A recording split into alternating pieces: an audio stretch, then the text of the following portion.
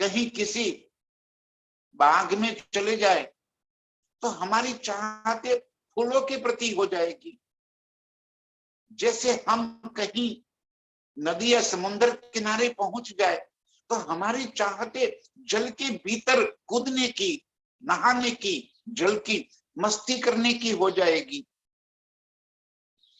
जैसे किसी पहाड़ के पास पहुंच गए तो पहाड़ के ऊपर पहुंचने की हमारी ख्वाहिश हो जाएगी। स्वाभाविक है। ऐसे ही जैसे प्रीतम हमें इस खेल में लेकर आए तो खेल की चाहते हो जाना बड़ा स्वाभाविक है। तो अब सबके दिल में ये रहे, दिल चाहा होए। यहां जैसे अर्श में होता है ना दिल का चाहा, परम धाम में कभी किसी चीज की कोई जरूरत नहीं पड़ती है कि दिल चाहा हो जाता है। जैसे चाहा वैसे हो गया। ऐसे ही यहां भी दिल का चाहा तो पाइए खेल खुशहाली। तब खेल का आनंद, वाह बहुत मजा आ जाएगा। जो सोचिए कैसी मजा रही है। दिल का चाहा यदि यहाँ पे हो जाए, जैसे दिल में चाहा आपने तुरंत वैसा ही हो जाए, कैसा मजा आएगा। तो खेल खुशहाली, यहाँ की आनंद मस्ती आ जाए। जो दिखाने के लिए प्रियतम हमें इस खेल में लेकर आए हैं, उस खेल का आनंद हो जाए। अक जानत है सब सोए। मेरे प्रियतम सारी बातें जानते। अब देखो, एक भीतरी असमंजस की बातें हो रही है। कभी खेल का आनंद, कभी प्रियतम की तरफ का लगाव, दोनों आपस में अंदर अंदर अंदर हमेशा आशिक रूह है जो जाग गई है, जिसे प्रीतम की पहचान हो गई है। ध्यान से सुंदर जी, कि हम सभी के दिल की बातें। जब हम अर्श की ओर नजर चली जाती है ना, तो अर्श के सुखों की लज्जत दिल में भर जाती है। और जैसे ही ये चर्चा समाप्त हो गई, काम धंधे पे लग गए और कोई पहचानने वाला आ गया, कहीं और चले गए, तुरंत ही भीतर परिवर्तन हो जाता है और फिर संसार के अंदर हम डूब जाते हैं। दोनों मस्ती चढ़ती रहती है। दोनों 24 घंटे कोई हर्ष की मस्ती में नहीं डूबे रहते। हम करें क्या? या संसार का भी जो देखना है, परिवार भी देखना है, जो जिम्मेवारियां भी निभानी है। और जैसे उस तरफ नजर करते हैं तो यहाँ की चाहते जोर करने लग जाती है। जैसे ही अर्श की ओर नजर करते हैं, अर्श की चाहते जोर करने लग जाती है। दोनों आपस में उथल। इंद्रावती की आत्म जो कुछ भी कह रही है, वो हम सभी रूहों के दिल की बातें यहाँ पे बता रही है। अब सबके मन में ये रहे, इत दिल चाहा होए। क्या दिल का चाहा? अरे संसार की सारी उपलब्धियां दिल का चाहा। तो पाइए खेल खुशहाली, तब खेल का आनंद हमें मिल जाएगा। हक जानत है सब सोए। राज्य सारी बातें जानते हैं। अब क्या कहती हैं? ये भी तुम कहलावत है मेरे प्रियतम। यदि मेरे मुख से ये शब्द निकल गए तो भी मेरी चाहत नहीं है, मैं मांग नहीं रही हूं, आपने कहलवा दिया। कारण उम्मत के, मैं अपने लिए कोई बात नहीं कह रही हूँ, कि मेरे रूहों के दिल की बातें मैं बता रही हूँ। मैंने कुछ मांग भी लिया तो मेरे लिए नहीं, अपनी रूहों के वास्ते मैंने ये सब कह दिया। कारण उम्मत के, और वो भी आप कहलवा रहे हो। मैं अपनी तरफ से तो कुछ भी नहीं कह सकती। यहाँ पे ध्यान से सुंदर साथ जी, अब जो बात आ रही है बिल्कुल वेरी टर्निंग पॉइंट। कहाँ लेके जा रहे थे हमें? मैं अपने दिल की कोई बात कहने के लिए सक्षम नहीं हूं, क्योंकि मेरा दिल आपके दिल के संग जुड़ा हुआ है। मेरे दिल में जो भी बात आती है वो आप ही उपजाते हो। बिना आपके उपजाए मेरे दिल में कभी कोई बात नहीं आती। यही बात कहती है, अर्श वजूद अंतर में तुम पहले उपजावत एक। यहां इस वजूद के तन में कोई बात यदि, कोई चाहत यदि उपजती है तो वो आती कहां से? तो ध्यान से पूरी बात को जरा समझ। अर्श परमधाम की पूरी हकीकत में मारिफत का दिल, मारिफत के दिल के भीतर जितनी भी लीलाएं होती है वो सारी प्रकट हो गई तो वो हकीकत बन गई। ध्यान से सुंदर सच। मारिफत क्या है? तो मेरे प्रीतम पूर्ण ब्रह्म अक्षरातीत ही मारिफत का स्वरूप है। अब मारिफत के स्वरूप में अनंत लीलाएं उमड़ रही है और उन लीलाओं का प्रकट स्वरूप ये हकीकत है। अर्श की हकीकत है क्या? तो राज्य के दिल में लीला करने की जैसे ही इच्छा हुई तो स्वयं ही सच्चिदानंद बन गए। पूर्ण ब्रह्म का सच्चिदानंद में रूपांतर, ये हकीकत हो गई। पूर्ण ब्रह्म ही सच्चिदानंद है, सच्चिदानंद ही पूर्ण ब्रह्म है। लेकिन पूर्ण ब्रह्म ये मारिफत का स्वरूप है, सच्चिदानंद ये हकीकत का स्वरूप है। जब मेरे प्रियतम पूर्ण ब्रह्म को लीला की चाहत हुई तो दिल के भीतर लीला का प्रकट स्वरूप हो गया। स्वयं ही सत्य स्वरूप और आनंद स्वरूप को धारण कर लिया। स्वरूप एक, लीला दो। उसी स्वरूप ने दो लीलाएं के लिए एक अक्षर ब्रह्म का स्वरूप, एक आनंद अंग रूहे और समाधि का स्वरूप। अब अक्षर ब्रह्म सत्ता का स्वरूप है तो वो हुक्म के हिसाब से अपना काम करता है। अब आनंद अंग समाधि और रूहे ये इश्क का स्वरूप है। राज्य का ही स्वरूप होने के बावजूद उनका अलग अस्तित्व है। स्वलीला अद्वैत, स्वलीला अद्वैत में स्वयं प्रीतम ही अनंत स्वरूप धारण करके खड़े। अब रूहों के संग उनकी इश्क में ही लीला है तो वो इश्क करे तो करे कैसे? क्योंकि इश्क करने के लिए अनंत संसाधनों की आवश्यकता होती है। क्योंकि लीला करनी है, आनंद देना है, अपनी माशूका को रिझाना है। तो रिझाने के लिए क्या चाहिए? अनंत संसाधन चाहिए। जैसे यहां कोई पति पत्नी, लड़का लड़की इश्क करते थे और फिर पति पत्नी हो गए तो दोनों के दिल में एक दूसरे को रिझाने की चाहत पड़ी। तो रिझाने के लिए लड़का क्या करेगा? बहुत सुंदर मकान ले लेगा अपनी प्रियतमा को रखने के, रहने के लिए, अपने प्रियतमा के संग रहने के लिए बहुत सुंदर मकान बना दिया।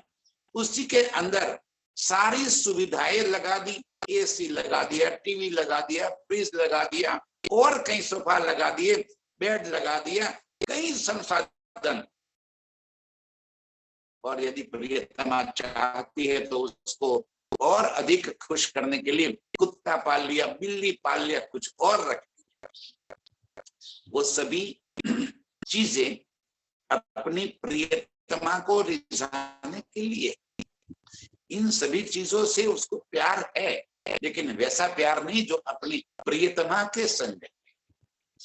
अर्श की सारी हकीकत, मोहल्लाते, वन बगीचे, पशु पंखी, खूबी खुशहाली, जल, वायु, तेज, आकाश, हवा, खुशबूदार और कई कई नियामतें, ये सारी नियामतें राज्य का ही स्वरूप है।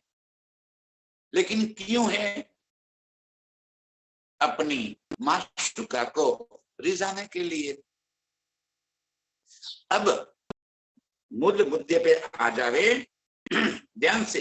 अर्श वजूद के अंतर में तुम पहले उपजावत ए कैसे उपजावत है। अब आगे अर्श की वाहिदत की लीला। तो वाहिदत क्या है? तो वाहिदत में मूल सेंटर पॉइंट में राज्य है। राज्य के दिल में रूहों को रिजाना है। तो रूहों को रिजाने के लिए राज्य अपने दिल में जो भी भाव भर लेते हैं वो भाव रूहों के दिल में पहुंचता है, और रूहों के दिल में जो भाव पहुंचता है वो बात तुरंत राज्य पूर्ण कर देते हैं। तो रूहें समझती कि हाँ मेरी चाहतें पूरी हो गई। जैसे दृष्टांत देकर एक एक बात को बारीकी से समझा रहा हूं, ध्यान से समझा, साथी समझिए। वहदत क्या है? राज्य हमें लेकर वनों में गए। अब राज्य को दिल में आया कि रूहों को और अधिक लाड़ करना, बारिश का मौसम हो जाए तो रूहें और अधिक लाड़ करें। जैसे ही राज्य ने दिल में लिया तुरंत बादलों के दिल में पहुंच गया, लेकिन बादल भी तो चेतन है, उनके दिल में पहुंच गया कि हमें बरसना है। हवाओं के दिल में पहुंच गया कि हमें हवाओं के संग बहना है, वहां पे खुशबूदार मौसम को बनाना है। वनों को मैसेज पहुंच गया कि हमें लहराते हुए आनंद की मस्ती चढ़ानी है।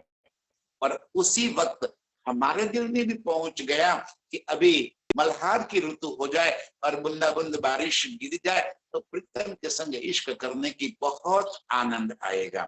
ये सभी चीजों के दिल में संदेश पहुंचा कहां से? एपी सेंटर कहाँ है? राज्य का दिल। और जैसे ही राज्य ने दिल में लिया सभी के दिल में ये बात पहुंच गई। हमने चाहा कि अरे मल्हार आ जाए, बारिश हल्की सी बारिश की बूंदा बूंद गिर जाए तो मजा आ जाए। और तुरंत ही बादल से बारिश गरजने, बादल गरजने लगे, बूंदा बूंद बारिश बरसने लगी, हवाएं चलने लगी, वन लहराने लगे, खुशबूदार हवाएं चलने लगी और एक मौसम भीगा भीगा सा बन गया। उपजा कहां से सारी बातें? ये सारी बातें उपजी कहां से? मेरे प्रियतम के दिल से। वहदत क्या है? वहदत क्या है? मेरे प्रियतम का दिल ही वहदत है। जो बात उन्होंने दिल में ले ली हम सभी रूहों के दिल में उसी पल वो बात पहुंच जाती है। अर्श की सारी नियामतों के दिल में वो बात पहुंच जाती है। कभी भोजन के बारे में प्रीतम ने दिल में ले लिया तो तुरंत ही सारे पहली भौम की रसोई हवेली में सारे बर्तन सारे व्यंजनों से लबालब भर गए। रूहों के दिल में बात पहुंच गई कि हम प्रीतम को कुछ खिलावे। जैसे ही रूहों के दिल में जो बात कहां से आई? राज्य के दिल में कि आज मुझे प्रीतम को खीर खिलानी है। वो बात रूह के दिल में कहां से आई? राज्य के दिल में। और वहां पे ही वहीं पे बर्तन के अंदर बिल्कुल छबा भरी हुई खीर तैयार रेडीमेड, जहां गई खीर लेकर आई और प्रीतम को नहीं आज मुझे खीर खिलाने की बहुत चाहत हो गई है, आप एक चम्मच खीर खाइए। प्रीतम, खीर खिलाने की चाहत मेरे दिल में कहां से आई? तो वो उपजाई किसने? मेरे प्रीतम ने। अब सारी लीलाओं को बस इसी तरह के पृथक्करण कर दीजिए। अर्श में जितनी भी लीलाएं हम करते थे आज तक, सारी लीलाओं को राज्य ही हमारे दिल में और अर्श की सारी नियामतों के दिल में वो बात उपजाते थे और हमारे दिल में आ। आज राज्य ने क्या दिल में ले लिया? खेल देखाओ रूहन। ये भी राज्य ने दिल में लिया कि मुझे रूहों को खेल दिखाना है। जैसे ही राज्य ने दिल में ले लिया हम सभी के दिल में आ गया कि हमें खेल देखना है। राज्य हमें माया का खेल दिखा लो। चलो ठीक है, माया का खेल दिखा देता हूं। तुरंत ही माया का ब्रह्मांड कितनी बार एक पल तैयार हो गया, हमने बिठा दिया मूल मिलावे में, और चलो खेल को राज्य ने अपने दिल में ले लिया। खेल में रूहें नहीं आई, खेल अर्श में चला गया। कैसे? बार बार ये बात मैं यहाँ पे भी समझा चुका हूं। अब उसी बात को बराबर ध्यान से दिल में भर लीजिए सुंदर सा। जैसे कोई लाइव प्रोग्राम, क्रिकेट मैच या किसी प्रधानमंत्री का कोई प्रोग्राम चल रहा है, क्या वही कोई प्रोग्राम चल रहा है, कोई प्रधानमंत्री दिल्ली में बैठकर वहां के संबोधन कर रहे हैं और हम कहाँ बैठकर सुन रहे हैं? अपने घर में। तो प्रधानमंत्री कहाँ आ गए? अपने घर में। और हम कहाँ पहुंच गए? दिल्ली में, क्योंकि प्रोग्राम तो दिल्ली में हो रहा है और हम घर में बैठे बैठे दिल्ली का लाइव प्रोग्राम देख रहे हैं। तो हम कहाँ, हमारी सुरता कहाँ पहुंच गई? दिल्ली में। और दिल्ली कहाँ आ गया? मेरे घर में, मेरे टीवी के अंदर। मुझे कहीं आने जाने की जरूरत नहीं पड़ी, मैं तो जहां बैठा हूं वहीं पे बैठा रहूंगा। मुझे वहां से हिलने की भी जरूरत नहीं है। रिमोट ऑन कर दिया और तुरंत दिल्ली मेरे घर में आ गया और मैं दिल्ली में पहुंच गया। इसी तरह रिमोट ऑन कर दिया प्रीतम ने और एक खेल बन गया। अब खेल कहाँ पहुंच गया? राज्य के दिल में। हमें कहाँ बैठा दिया? उनके चरणों में। हमारी नजर कहाँ पड़ गई? खेल में। अब खेल में ये जितने भी तन है, उन सभी तनों के संग अर्श की एक एक रूह को अलग अलग से हुक्म के वजह से जोड़ दिया गया। अब खेल दिखावत धनी जी, जैसा अर्श के मूल तन के दिल में उपजाते हैं, वैसा ही ये वजूद के तन में आ जाता है। वैसे ही ये वजूद का तन अपने आप यहाँ पे लीला करने लग जाता है। यहाँ इस दिल में, जैसे हम सपना में सोए हैं, तो सपने में हम अपना एक और अलग तन धारण कर लेते हैं, और जो अलग तन धारण कर लिया, उस तन के अंदर हम यहाँ पे जो चाहते हैं, सोई हुई रूह, जो सोई हुई आदमी है, उसके दिल में जो बात पहुंचती है, वो बात सुपन के तन में पहुंच जाती है। जैसे कि सोए हुए सुपन में वो पहुंच गए बंबई में, चौपाटी पे पहुंच गई, और यहाँ पे सोए सोए उसके दिल में चाहत हो गई कि मुझे गोलगप्पे खाने हैं। तो सामने तुरंत ही गोलगप्पे वाला खड़ा हो जाएगा और वो तुरंत ऑर्डर कर दे कि जरा भाई एक गोलगप्पे की प्लेट बनाओ, जरा तीखा बनाना। वो खा रही है कहाँ पे? बम्बई में। सोई कहाँ है? अपने घर में। जैसे इसने चाहा कि गोलगप्पे खाना है, तुरंत सामने गोलगप्पे वाला आके खड़ा हो गया।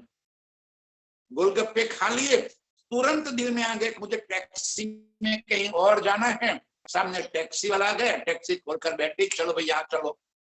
कहीं सोई है अपने घर पे और कहीं पे दौड़ रही है, भाग रही है, कहीं वो जा। जो दिल में यहाँ पे आ जाता है, वो सारी बातें उसके सुपन के तन में हो जाती है। ऐसे ही पर आत्म मूल मिलावे में बैठकर इस खेल को देख रही है। परात्म के दिल में जो भी चाहत होती है, वो यहाँ सुपन के तन के दिल में आ जाती है। परात्म के दिल में कोई भी चाहत कहाँ से आती है? तो राज्य के दिल से। राज्य के दिल से परात्म के दिल में चाहत पहुंच गई और परात्म के दिल से इस वजूद के तन में चाहत पहुंच गई, और यूं कर राज्य हमें खेल दिखा रहे। शायद मेरी बात अब तो समझ में आ गई होगी। क्या कहना चाह रहे थे? फिर एक बार, ये भी तुम कहलावत कारण उम्मत के अर्श वजूद के अंतर में तुम पहले उपजावत ए।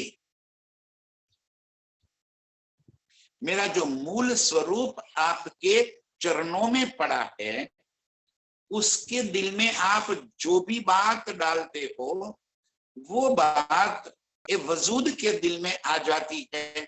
और यहाँ पे हम कहते राजी ऐसा हो जाए तो अच्छा है। हमने कैसे कह दिया, हमने कहां से मांग लिया? तो वजूद के दिल में मूल तन जो परम धाम में बैठा है उसके दिल में कहां से आता है? तो राज्य के दिल से, एपी सेंटर राज्य का दिल।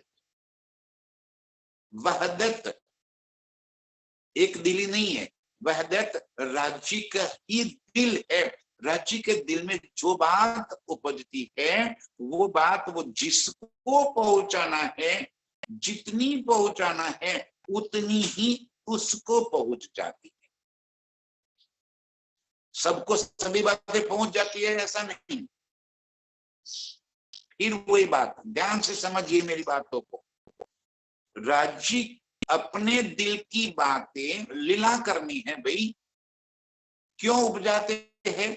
तो रूहों को लाड लड़ाना है।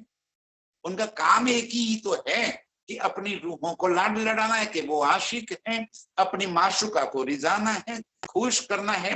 इश्क के सिवा और कोई लीला तो अर्श में है नहीं।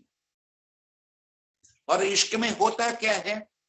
आशिक अपनी माशुका को रिझाने के सिवा आशिक के पास और कोई काम होता ही नहीं। अरे यार, इस झूठे संसार के आशिक के दिल में अपनी माशुका के सिवा कुछ नहीं बचता। तो मेरे अर्श में मेरे प्रियतम, वो तो ऐसे आशिक है जो अपने माशुका को अपनी पलकों पे बिठाए रखे, इतनी खुशियां देने वाले। कैसे खेल बना, कैसे खेल में हम आए, कैसे खेल में हमारी चाहते होती है।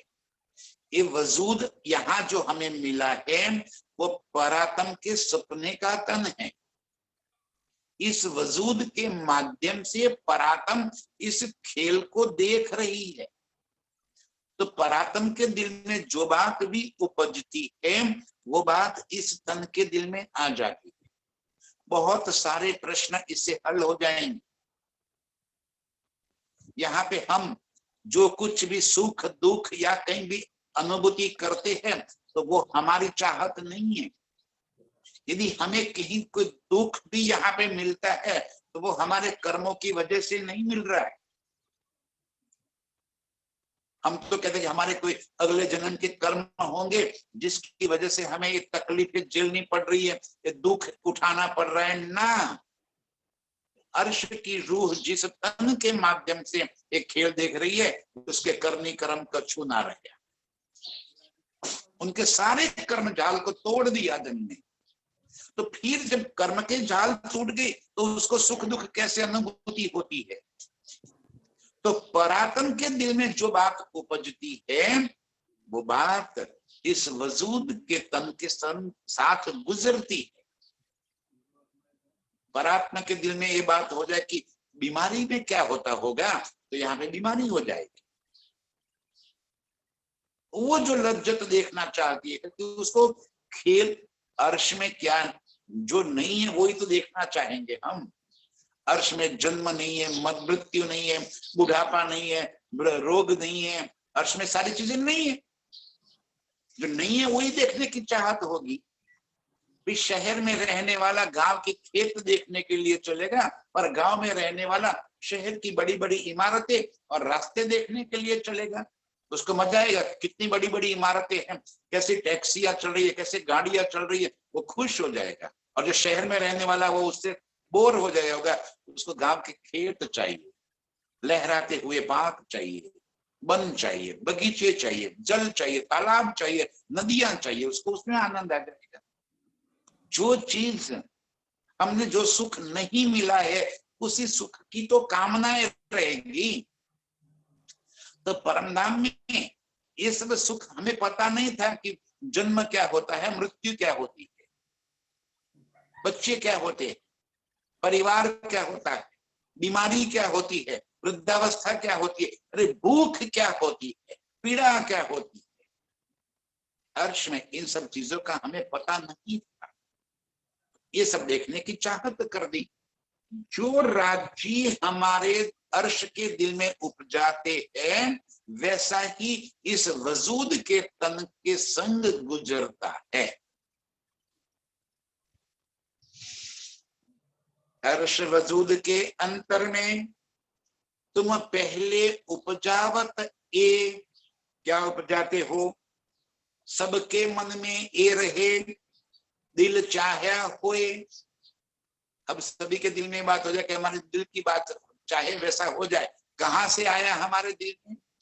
मूल तन के वजह से।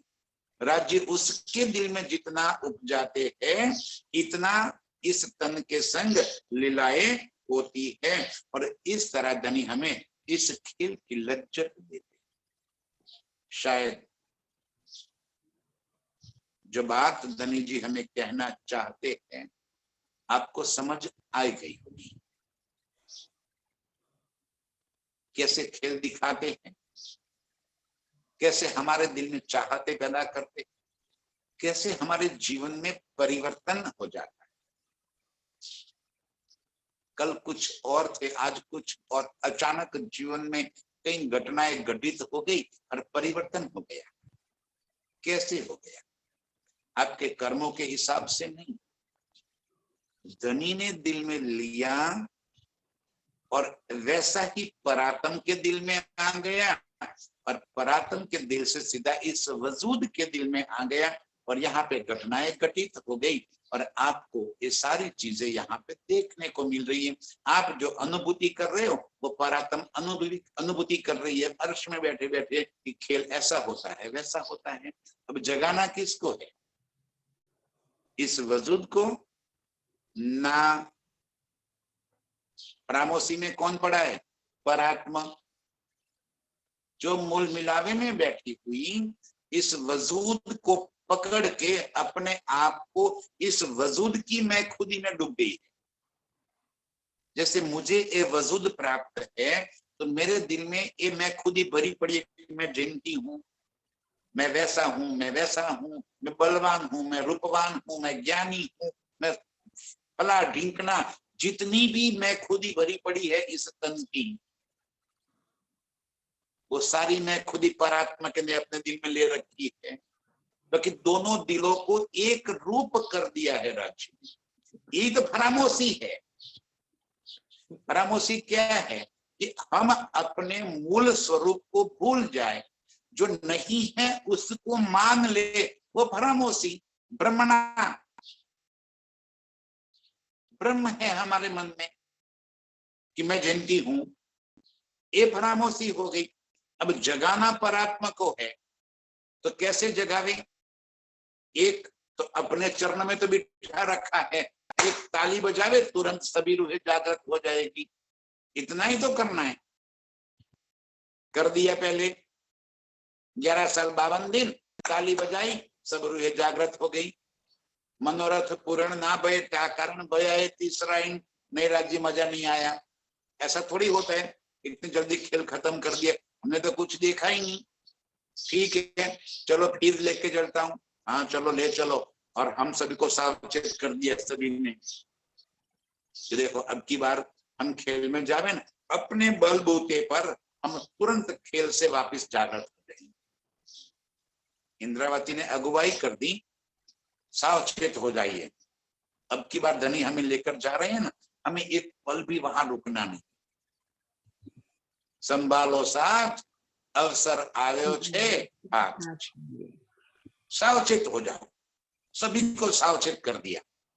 आप डाला जम पहले फेरे पर नाथ जो एम निगात।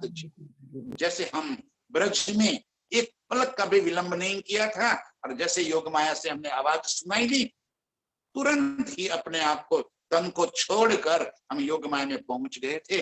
वैसे ही अब की बार सावचेत हो जाओ, और तुरंत ही हमें इस तन के संग संबंध तोड़कर अपने निज स्वरूप में जागृत हो जाना। अब इंद्रावती कब से पुकार पुकार कर कह रही है कि हे मेरे साथ जी जागो, हे मेरे सुंदर साथ जी जागो जागो जागो जागो। हम माया की ऐसी बेसुधी में डूबे हुए, और वो भी कैसे, जैसे राज्य हमें दिखाते हैं। जिम्मेवार कौन है? ये सारी घटनाओं के लिए who is the responsible person? तो हिजरत जी, ये जिम्मेवार है, हमारी कोई जिम्मेवारी नहीं है। हम तो माया के नींद में डूबी हुई, हम क्या कर सकती है? जगाना भी आपके हाथ में है, खेल दिखाना भी आपके हाथ में है, अर्श पहुंचाना भी आपके हाथ में है। अब मैं खुद ही कहां से रहेगी? इतनी समझ आ जाए कि सब कुछ जब आपके हाथ में है तो मैं कौन हूं, मेरा अस्तित्व क्या है? तो कुछ भी नहीं। करत करावत तुम, आपकी ही मर्जी से चलती है, मेरी मर्जी ही जहां कहीं नहीं चलती तो मैं कौन होती हूं? और तब जाके हमारी मैं खुद ही समाप्त हो जाएगी। ये इलम इस वास्ते मिला है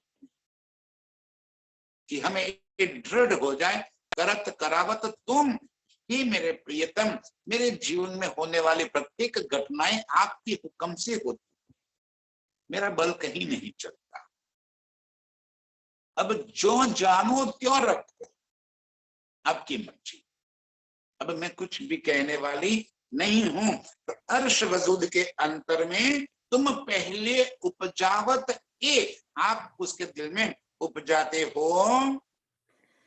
असल हमारी अर्श में ताए ख्वाब देखावत तुम। असल हमारी अर्श में, मूल तन तो हमारे परमधाम में है, पर उसको आप ख्वाब देखावत तुम, ये दुनिया आप उसको, संसार आप दिखाते हो। और कैसे? खेल को आपने अपने दिल में ले, आपके दिल में ये सारा संसार, अभी ये जो बातें हम कर रहे हैं ना, आप सुन रहे हो, मैं बोल रहा हूं तो चपाई पड़ रही है, ये सारी बातें ऐसी की ऐसी राज्य के दिल में चल रही है। जो परात्मा मेरे तन के माध्यम से बातें सुनती है, यदि मेरे तन में मैं खुद ही आगे क्या, हाँ मैं कितना ज्ञानी हो गया हूं, तो परात्म के दिल में वही बात पहुंच गई।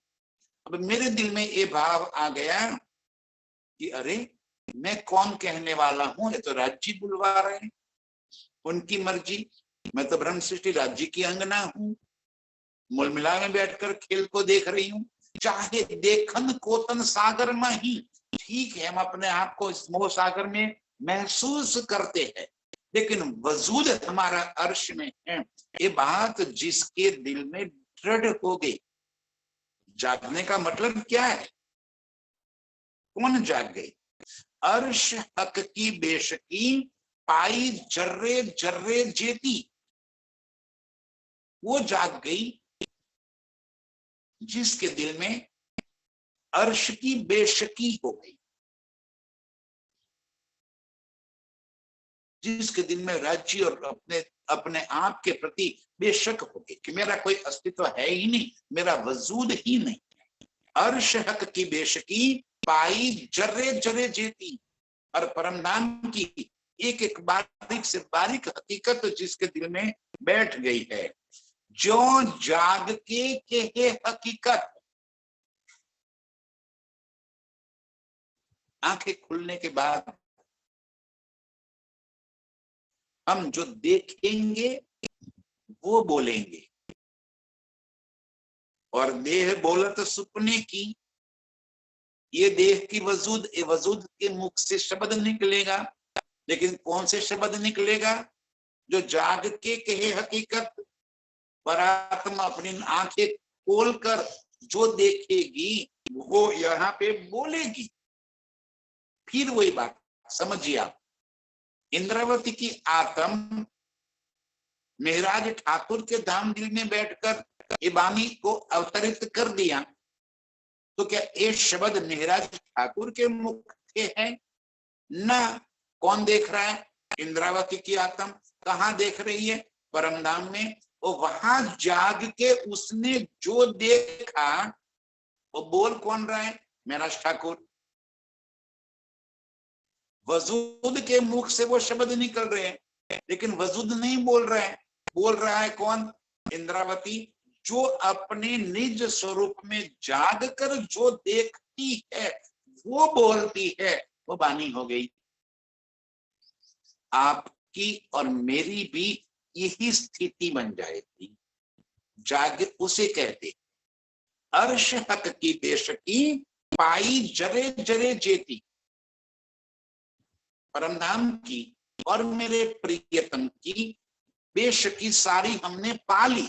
जो जाग के कहे हकीकत, परात्मा वहां पे आंखें खोलकर जो बात देखेगी वो बोलेगी। और देह बोलत सुपने की, यहाँ इस सुपन के तन के मुख से वो शब्द निकलेंगे। उस शब्द का अधिकार इस सुपन के देह को नहीं होगा।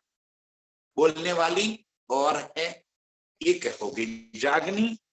तो कहते असल हमारी अर्श में ताए ख्वाब देखावत तुम।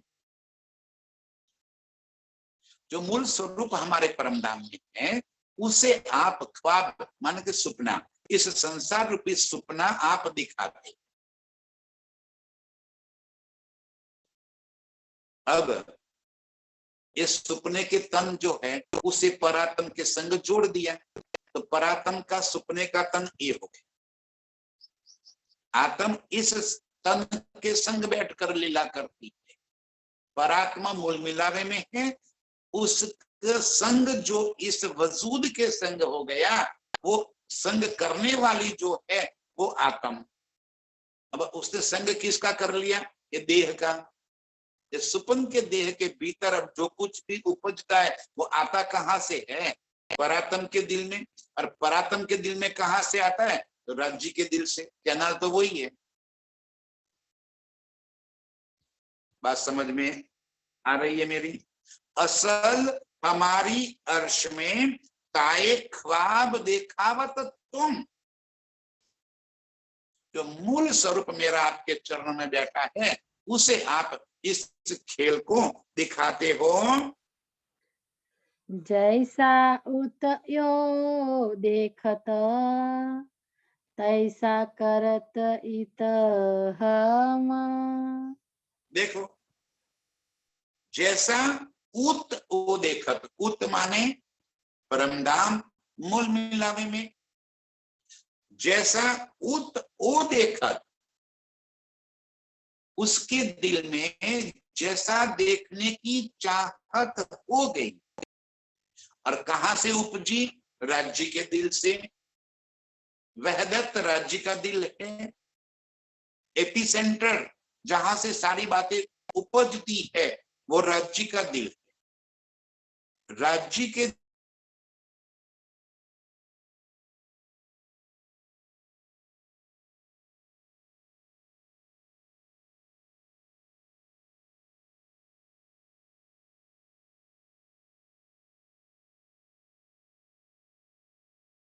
गोलगप्पे खाने हैं तो आपका जो सुपने का तन बन गया था उसके सामने तुरंत ही गोलगप्पे वाला पहुंच जाए। कहां से आया वो देखने की बात आपको नहीं, वो गोलगप्पे वाला वहां पे खड़ा हुआ। इसी तरह परात्म के दिल में जो भी बात उपजती है तैसा करत है हम। इस वजूद के तन के संग वैसा ही हो जाता है। हम उसी तरह का खेल यहाँ पे देखने लग जाते हैं। अब कैसे बन गए वो तो राज्य जाने, क्योंकि इस खेल का तो कोई अस्तित्व ही नहीं है। अब समझिए आप मेरी बात को।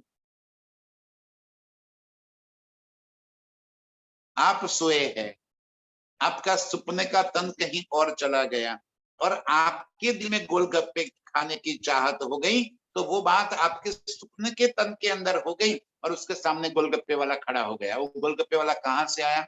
आपको देखने का काम नहीं है। वास्तव में वो गोलगप्पे वाले का कोई अस्तित्व ही नहीं है। वास्तव में आपका जो वजूद है उसका भी कोई अस्तित्व नहीं है। आप गोलगप्पे खाते भी नहीं हो और फिर भी सोए हुए तन को स्पाइसी लग रहा, तीखा लग रहा है, उसको तीखा लग रहा है, स्वाद उसको आ रहा है, बिना खाए उसको स्वाद आ रहा है। या जो अपने घर पे सुई पड़ी है उसको बिना खाए, उसने तो कुछ खाया नहीं, खाया किसने? सुपन के वजूद ने। वो थोड़ी खा रही है, सुपन के वजूद के सामने कौन सा गोलगप्पा वाला आ गया?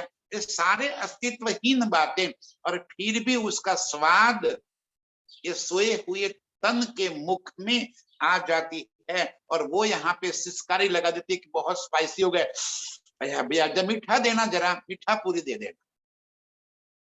समझ में नहीं आ रहा है कि इसके दिल में कहां से आ गया, बिना खाए उसके दिल में सिसकारी कहां से बच गई, कहां से उसको तीखा लग गया।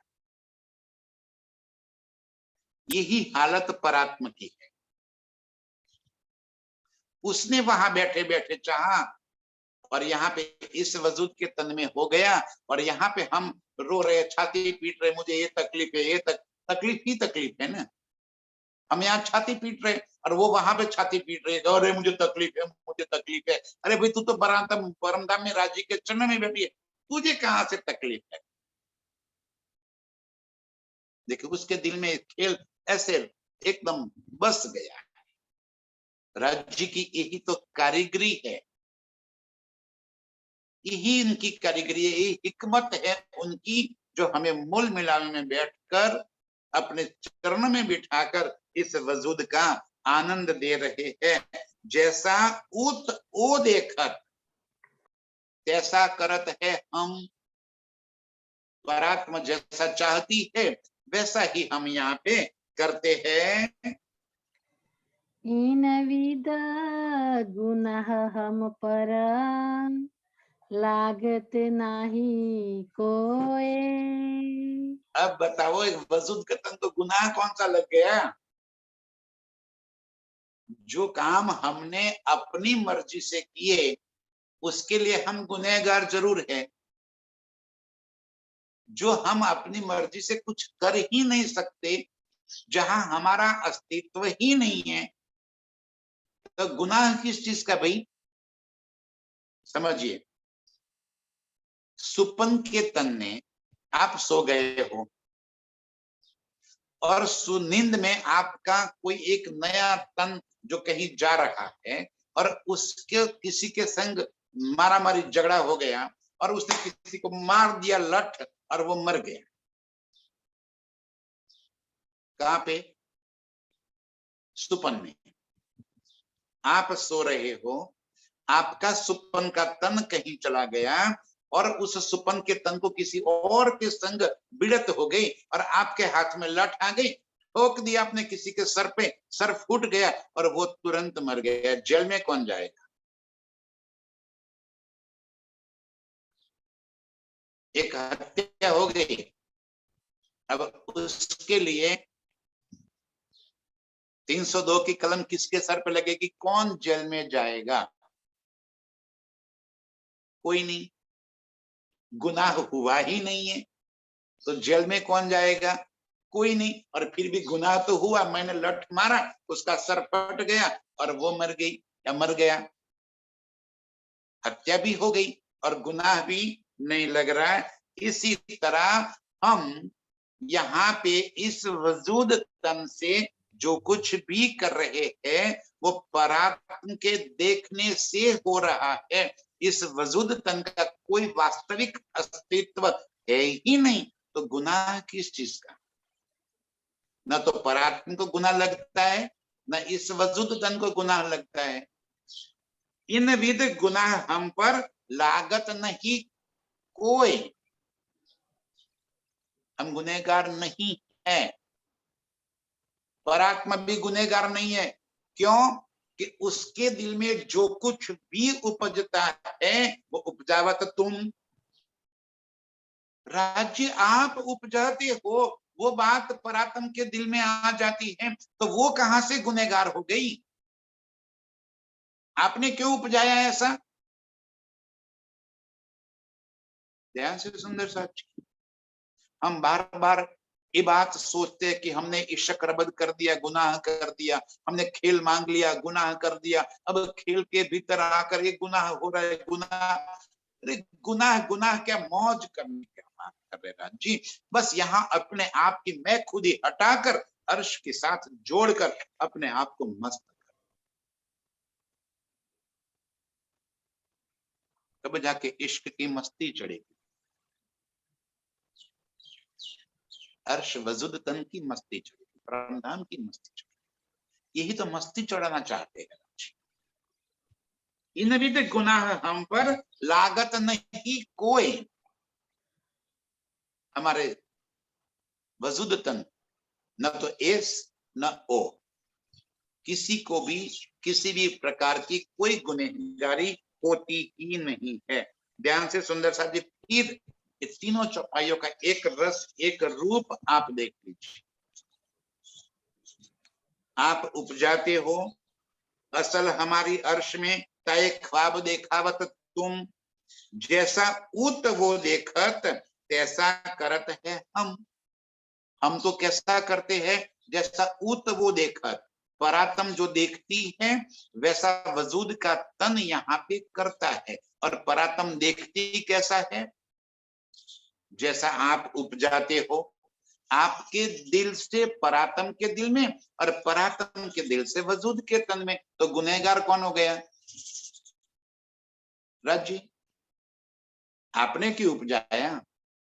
खेल देखने की चाहत किसने उपजाई? पहले हक के दिल में लिया, ता पीछे आया माहे नूर, ता पीछे हादी रूहन में यों कर हुआ जहूर। हमने थोड़ी खेल मांगा, हमारा अस्तित्व ही नहीं, तो हम कहां से खेल मांगेंगे? हमारा दिल तो राज्य के दिल के साथ बंधा हुआ है, वो जितना उपजाते हैं इतना दिल में आ जाता है। आपने उपजाया, और आपने क्यों उपजाया? ये बात उन्होंने इस इल्म से हमें समझा दी कि राज्य ने ऐसा क्यों उपजाया, तो उनको अपनी आशिकी देखा। हम अर्श में स्वयं को राज्य से जुदा मान रहे, बेसुधी थी ना, हम जानते नहीं थे कि हम राज्य के ही अंगरूप है, इसलिए बेसुधी थी, आशिकी का पता नहीं चला। वो आशिकी दिखाना चाहते थे, दिखावे तो कैसे दिखाए, बिना जुदा किए हो नहीं सकता था, इसलिए खेल में लेकर आए, यहाँ आकर अपनी आशिकी बता रहे। तो हम कहां से गुनहगार हो गए? जो आप दिखाना चाहते हो हम देख रहे हैं, आप जो उपजाते हो वो हमारे दिल में आ जाता है। हम गुनहगार कैसे हैं? हमारे सर पे गुनाह कौन सा लग गया? तो इन विद गुनाह हम पर लागत नहीं कोई, हमारे ऊपर कोई गुनाह लगता नहीं है। मैं तो इत नहीं कित हूँ, इत उत किया हक का होए। मैं तो इतना ही कित हूँ, मैं यहाँ पे हूँ ही नहीं। इतना समझाने के बाद तो अब समझ में आ गया कि जो हो रहा है राज्य के दिल का चाहा होता है, वो जो दिल में लेते हैं वो परात्मा के दिल में आता है, और परात्मिक दिल में आता है वो वजूद के दिल में आ जाता है। तो हमारा गुनाह कौन सा है गया? मैं तो इतना ही कित हूँ, अब मेरी मैं खुद यहाँ रही ही नहीं। इतना इल्म से ये बात हमारी समझ में, जो कुछ भी कर रहे हो आप कर रहे हो, आपकी मर्जी, आप जैसा खेल दिखाना चाहते हो वैसा होता है, आप दिखलाओगे वैसा देखेंगे। तो हमारी मैं खुद ही जब बची नहीं, मैं तो इतना ही कित हूँ, इत उत किया हक का हुए। इत और उत, खेल में भी और अर्श में भी, किया हक का हुए। आप जैसा चाहोगे वैसा होगा, यहाँ भी आप चाहोगे वैसा होता है, और अर्श में भी आप चाहोगे वैसा होता है। हमारा बल तो कुछ चल ही नहीं रहा, बस मैं खुद ही हमें रोके रखी है।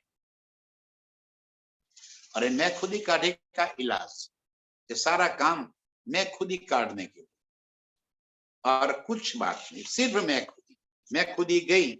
जानो जो जानो त्यो रखो धनी तुम्हारी में, इस प्रकरण की पहली चौपाई। जो जानो त्यो रखो धनी तुम्हारी में, एक कहने को भी ना कछु, कहा कहूं तुमसे, इतना भी कहने का मेरा अधिकार नहीं है, क्योंकि आपने इस तरह से हमें पकड़ कर बांध रखा है कि आप जितना चाहते हो इतना ही हमारे दिल में उपजता है। आप जो दिखाना चाहते हो वो हम देखते हैं, तो हम न तो गुनहगार है न कुछ करता हम नहीं है। जिस दिन ये बात समझ में आ गई कि मैं करता नहीं हूं, मैं दृष्टा हूं, सब कुछ करने कराने वाले आप हो, मेरा बल कहीं कुछ भी नहीं चलता, उस दिन आप प्रियतम के संग जुड़ गए, उस दिन आपकी मैं खुद ही समाप्त हो गई। कर्ता भाव है तब तक मैं खुद ही है, और मैं खुद ही है तब तक ये दुनिया संसार है। जैसे ही दृष्टा भाव आ गया, कर्ता भाव मिट गया, संसार के प्रति आप विरक्त हो गए, आप संन्यास्त हो गए, कहीं जाने की जरूरत नहीं है। हिमालय की गुफाओं में जाने से कोई संन्यास्त बन जावे ना, बस ये समझदारी बदल जाए। कर्ता भाव है तो संसार है, दृष्टा भाव आ गया तो प्रीतम, भाव बदल दिया। मैं तो इत नाही कित हूं, मैं यहां कहीं भी नहीं हूं, इत उत किया हक का होए, यहां भी और वहां भी किया हक का होए। राज्य जैसे चाहते हैं, जैसा रखते हैं वैसा ही होता है, आपकी मर्जी। जब मेरी मर्जी कहीं चलती ही नहीं है तो दिल में जो कुछ भी उपजाते हो आप उपजाते हो, खेल देखने की चाहत भी आप उपजाते हो, खेल दिखाते भी आप हो। तो मैं कहीं भी अपनी चाहत नहीं रखती हूं, ऐसे ही अपनी चाहतों को समाप्त करके प्रीतम की मैं में मैं मिलाने वाली अपनी मैं खुदी को समाप्त करके प्रीतम के संग जुड़ जाने वाली अर्श की सभी रूहों के चरणों में कोटि कोटि प्रणाम। बोलो श्री प्राणनाथ प्यारे की जय। चौपाई दोहरा दीजिए। इन विध गुनाह हम पर, इन विध गुनाह हम पर, लागत नहीं कोई, लागत नहीं कोई, मैं तो इत नहीं कित हूँ, मैं तो इत नाही कित हूँ, इत उत किया हक का होए, इत उत किया हक का